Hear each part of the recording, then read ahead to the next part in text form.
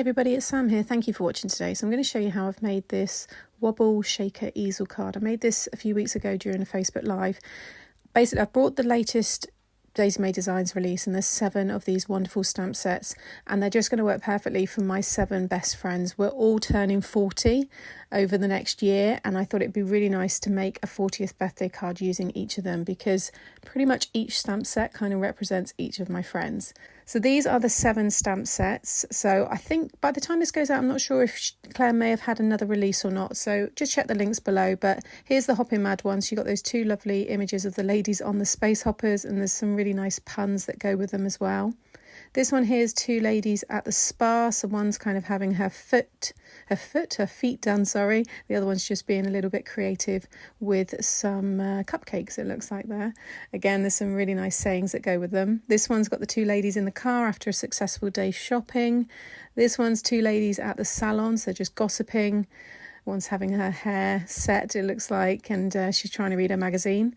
Again, some really nice sayings that go with those. This one's your yoga and kind of relaxation. I've got the friend that's kind of a bit more of the fitness one amongst us all, so she'll probably have that one. And then you have this one with the hot tub. We've got some great memories using in the hot tub. And then you've also got the crazy granny there on the bike. Absolutely love these. So first of all, I'm cutting a lot of ovals. So this is using the Card Making Magic oval nesting dies. Now the largest one I'm using 7.5 by 5.25, and you want to die cut 3. So whatever size ovals you have, you want to die cut 3 of them. You can see I've done mine there. And then you want to score. So you just want to score through the middle. So no matter what size you have, so I'm scoring at like 3 3/4.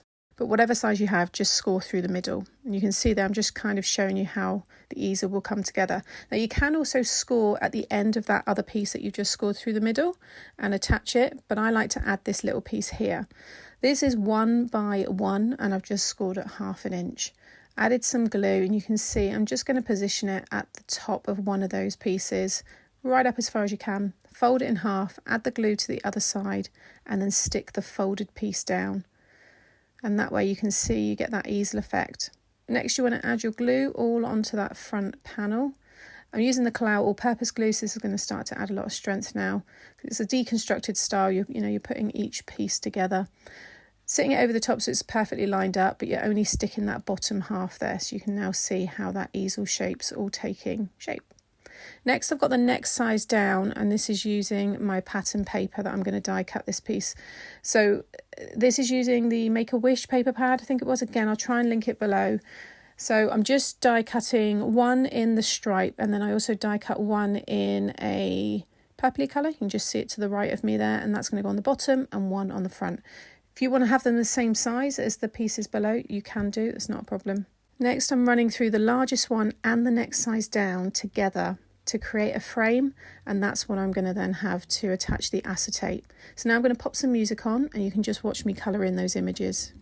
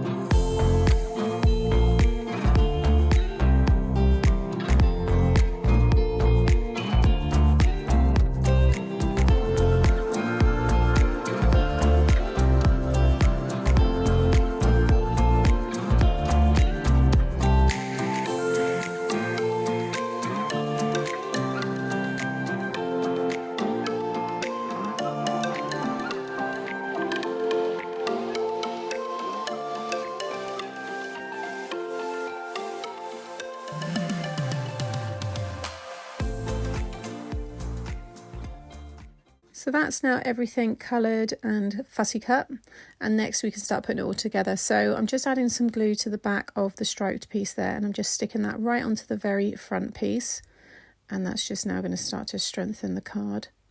And then I'm going to tape down the largest frame, and I'm cutting a piece of acetate. You can't even see it, but there is acetate underneath that largest piece. This is if you want to turn it into a shaker. So if you don't want to turn it into a shaker, just leave it and you can just add the wobbler and everything onto the front. I've got the thinnest, this is like the 3mm red tape, and I'm going around the edge there. Don't worry if the release paper lifts, it's just going to do that. It will be fine when you peel it off. I'm just going around there with my bone folder just to make sure that's completely stuck, and then I can just peel that off, and then we've got the tape all secure on the acetate. I'm then taking that frame and sticking it over. And then this is the Dot and Dab clear silicone foam. I love this stuff, and I'm just going around that frame so it just fits in there perfectly, but because it's clear you don't see it if you do go over the edges. So again, I'm just going over that frame area, just following it around. Again, don't worry if the release paper starts to lift. And this is a little tip with shaker cards. This is my anti-static buddy. I'm just rubbing it around the sides, and it will limit things sticking to the side of the foam. So if you ever get that happening, just go over it a little bit. Now I'm just playing around with where I'm going to have these placed, because this one's going to be stuck inside the shaker. So I'm just adding my glue there. The other lady's going to be on the front with the wobbler. So I'm just using my quick grab glue here, and I want to make sure it's completely secure. So I'm going right up to the edges because I don't want any of the sequins to fall down behind or to catch on it. So just make sure that's completely flush with the back. And then I've got my sequins. So these are little square sequins. I just thought the colour worked really well. And then I've also got some of the Cosmic Shimmer. They're little hexagons. They're lovely. You'll see them in a moment. I'm also putting stuff down the bottom so I can see how far, when it kind of settles, how much of my image is going to be covered, because I don't want it to all just disappear. So I'm just sprinkling some of those holographic hexagons there, and that will all get mixed up in a moment when I give it a shake. So now I'm just taking that release paper off, and then I'm just going to position that very carefully, take a deep breath, and place that down just so it sits perfectly with the largest oval. Like I said, don't rush this. And there you have it. It's all secure. Give it a good shake. Everything will mix up. And you shouldn't have too much stuck to the sides. Now I'm just adding some more glue to the other matte layer. This is for inside the card. And I'm just going to stick that over the top so it covers that little tab as well that you created. Just make sure you got a nice border with that piece there. And next I've already gone and die cut my happy birthday, my 40th numbers there, and I've also got my sentiment as well. I've also die cut these again in foam so they're raised, because you need it to become a stopper, so it needs to be slightly high up so that the easel piece can rest against it. This happy birthday is from a Lisa Horton creative stamping die set. Again, if I can find the links, I'll put them in the description box below. But just kind of play around with where you want it positioned, and you can see now that starts to catch just by the happy, and that's what you want. You want it to kind of hold itself up. Again, I've got the 40 there. I've just popped a little bit of red tape on the back so I can stick that directly onto the acetate. And again, just kind of playing around with how everything's kind of looking there. I haven't finished colouring yet because I kind of stopped during the live because it was just taking too long. You'll see the finished lady in a moment, because I just kind of edit in a little bit more that I've done once I finished the live. So again, just making sure I've lined those up and positioned them properly. So here is the finished lady. As you can see, I've done her hat. I've added glossy accents all over the space hopper there. And I've also heat embossed the Hop In Mad sentiment. I've also cut and stamped a couple of presents, which were from one of my stamp sets. I just thought it was nice to fill that space there. So I'm just going to pop some foam on the back of everything just to give it a bit more dimension and lift it and get that all stuck down. The colour pencils that I used were a mix of my Arteza and the Black Widow pencils. Again, I'll link them below if anybody's interested. And I will be doing a colouring tutorial, because lots of people always ask me to do just a dedicated video to how I colour really. So I will do that as well. So just getting the rest of that all kind of placed. With the Action Wobblers, there's a few companies that sell these, so I'll link them again. I like these really lightweight ones, and I got these from Craft Stash. One side's thinner, the other side's thicker. I always stick the thicker side to the card and then the thinner side to whatever it is that you want to wobble. So I'm just taking the release paper off there, and that's the thin side, and it's clear. And then I'm sticking that onto the back. Just make sure it's secure. And then there's a whole piece of release paper on the back there, which I'm just taking off. Can be a bit fiddly, but they're worth it. And then I'm sticking that now onto the front of the card.